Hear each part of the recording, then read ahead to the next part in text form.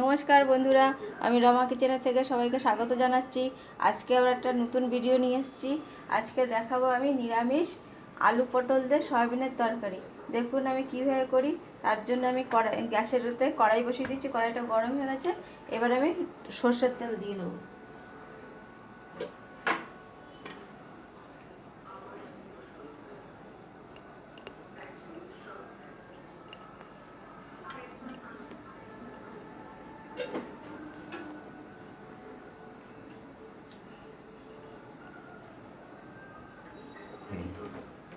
বন্ধুরা, কড়াইয়ের তেল গরম হয়ে গেছে।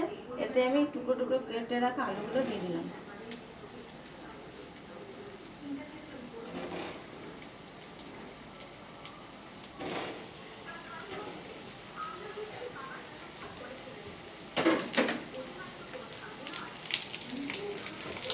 আলুগুলো তাড়াতাড়ি যাতে ভাজা হয়ে যায় সেজন্য একটু লবণ দিয়ে দিলাম।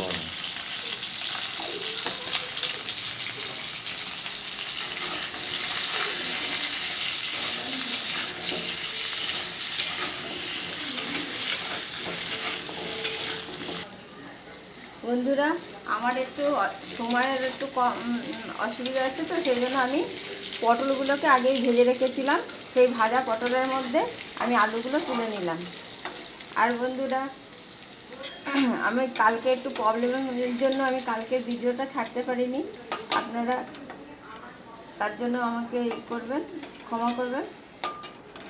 কিন্তু আমার সাথে তাও সহযোগিতা করবেন। কিন্তু সবাই এই তেলের মধ্যে আমি সয়াবিনগুলো দিয়ে দিলাম।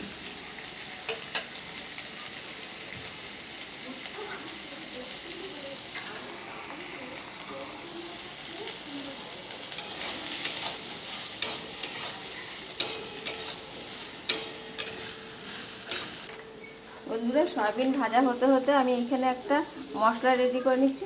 এখানে একটা টমেটো কুড়ানো আছে, তার মধ্যে আমি 1 চামচের মতো ধনের গুঁড়ো দিলাম, আর 1 চামচের মতো আমি জিরের গুঁড়ো দিচ্ছি,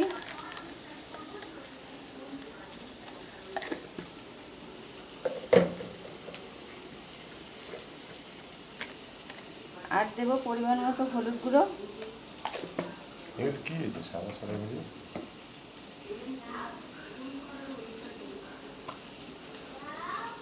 আর দেবো 1 চামচের মতো আদা বাটা,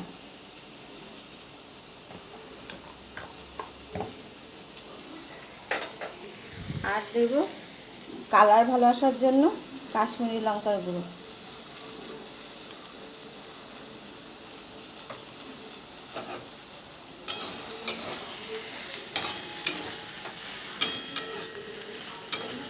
বন্ধুরা, আমার এই সয়াবিন ভাজাটা হয়ে গেছে, এটাকে আমি তুলে নিচ্ছি।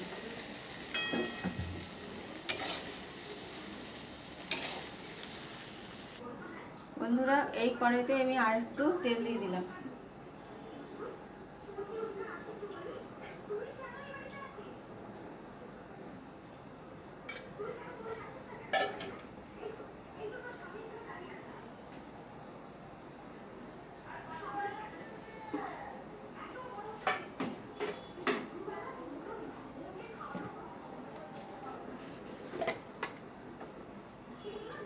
তরকারির কালারটা ভালো আসার জন্য আমি একটু চিনি দিয়ে দিলাম।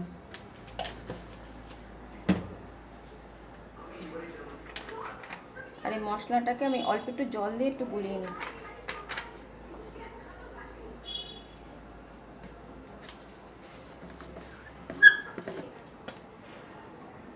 তেল গরম হয়েছে, ওতে আমি জিরে ফোড়ন দিলাম,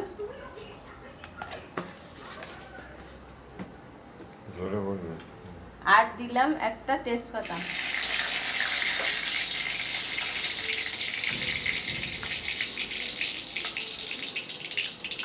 আর এই মশলাটা রেডি করা মশলাটা আমি দিয়ে দিলাম।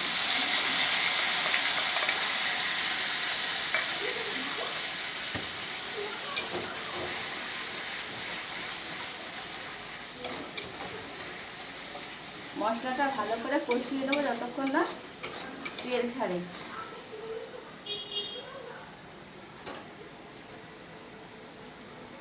আর দেবো পরিমাণ মতো লবণ।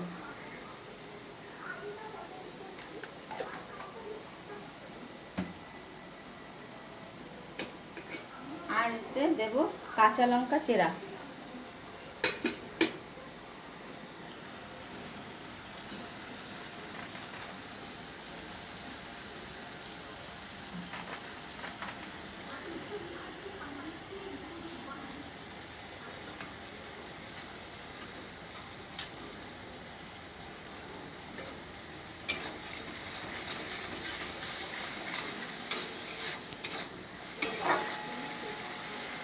জল দিয়ে ভালো করে কষিয়ে নেব।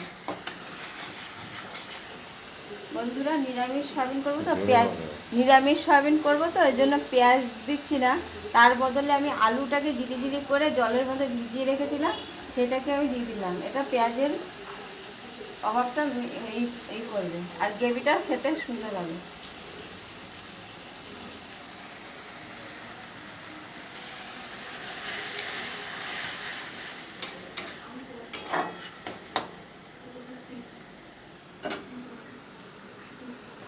আর এতে দেবো একটু গরম মশলার গুঁড়ো।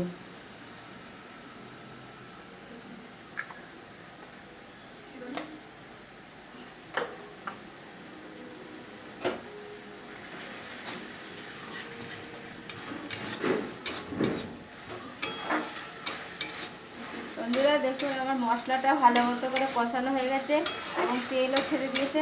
এইবার আমি ভেজে রাখা আলু, পটল এবং সয়াবিনটা দিয়ে ভালো করে মশলার সাথে কষিয়ে নেব।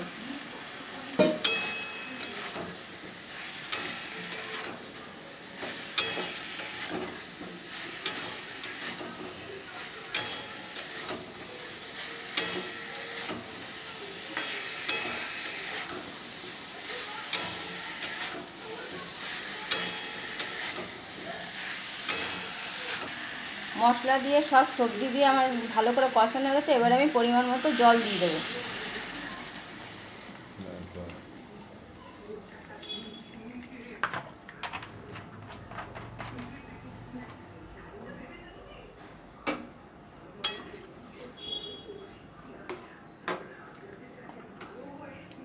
এবার এটাকে আমি ঢেকে দেবো 10 মিনিটের জন্য।